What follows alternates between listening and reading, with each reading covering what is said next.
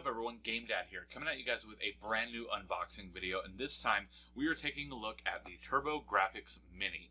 Now, I had to wait quite a while for this guy to come in. It finally arrived. I've had it for a little while, I just haven't had a chance to unbox it yet, so wanted to make a video about it and take you guys along for the ride.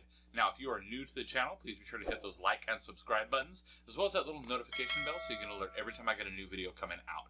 Now, let's go ahead and dive in and see what this has to offer. Alright, so here we have it, the Turbo Grafx 16 Mini. And before we even dive into this, here's a little power block for it. So this is the PC Engine Mini. And all this is the power adapter, because this does not actually come with one. So let's see what's inside here. We have a couple of HE system stickers right on. Manual, get rid of that, and a plug. So there it is. Look at that. It's a power brick. That's really all it is. Does it even say turbo or anything? Oh, it says Hori on it. I mean, okay. So we've got that. Nice little peel. Nice. And ooh, that's a thick peel. Nice. Alright, so we're going to go ahead and get that out of the way. That's literally all that is. And we're going to open this up. I gotta say, I really like the packaging. It looks just like an old Turbo Grafx box. You got a few different bits of information there. Got the really nice color scheming going on there on the side. On the back, it shows a bunch of Turbo 16 games as well as PC Engine games. So this, you can actually swap back and forth between both, which is awesome. HDMI, gotta love it. Let's go ahead and open this up, shall we? Pick a side.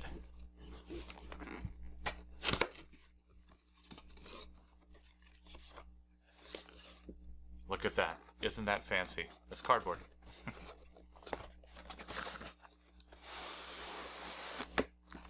Ooh, got a big old manual in there. Man, look at that thing. The instructions for it. That is a huge manual. I think, is that manual bigger? Oh, I was going to say, man, it looked like it was bigger than the console itself. Shows you everything you need to know. Very nice. Multi-language. Cool. Let's just chuck that back in the box, shall we? Right here, what do we got here? Ah, this is the controller, the turbo pad. Let's see how this feels compared to... Wow, that actually feels really good. I mean, the plastic itself feels a little bit cheaper than, say, an OG controller. I don't know if it's just different tech. This, though, this is kind of like a... It almost has like a rubberized texture to it. That's really nice. And it's not high gloss like this. This is going to get fingerprints all over it. But this right here, it's a very nice texture. Alright. Good switch. Good tactile. Start and run are a little bit mushy.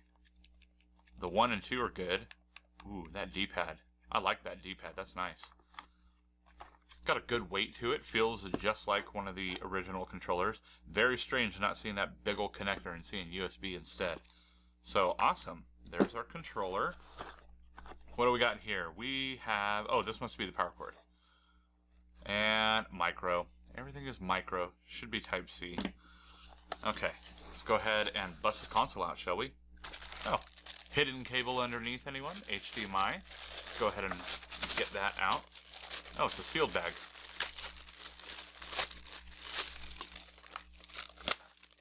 There we go. Nice little HDMI cord. Alright. Get that out of the way. And here it is. The actual console itself. Nice. Look at that. Okay, now this, I was curious about this. Does this come off? Oh, it doesn't come off. Okay. Or maybe it does. Does it just like unsnap? Oh, it does. Awesome. It actually does come on.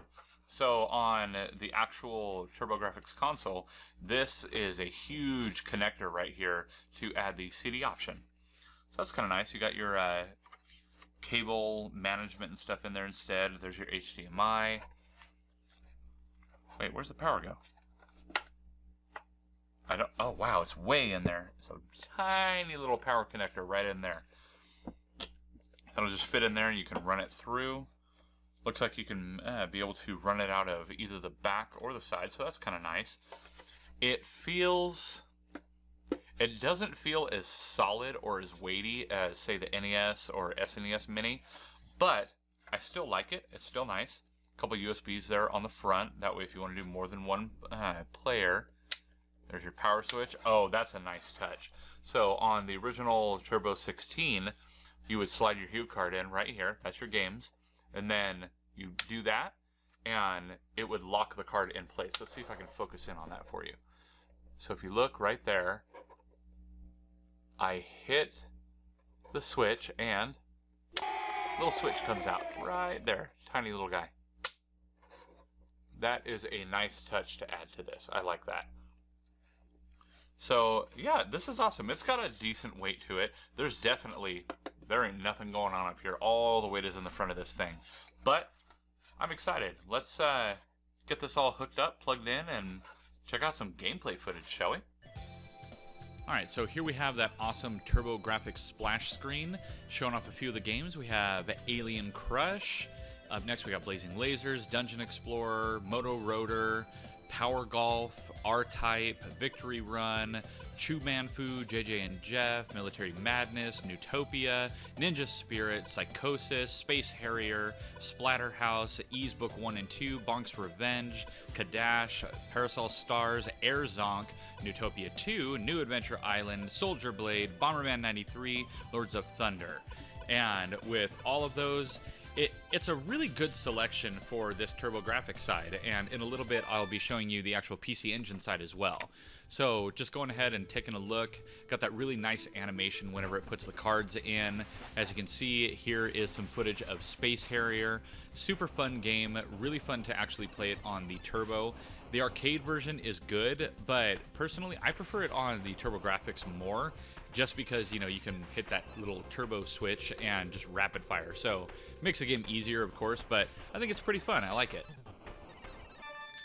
And then moving right along to the next game, we have Bonk's Revenge. This one is super fun, and this one that I actually have physically. I have the copy of this for my Turbo Grafx.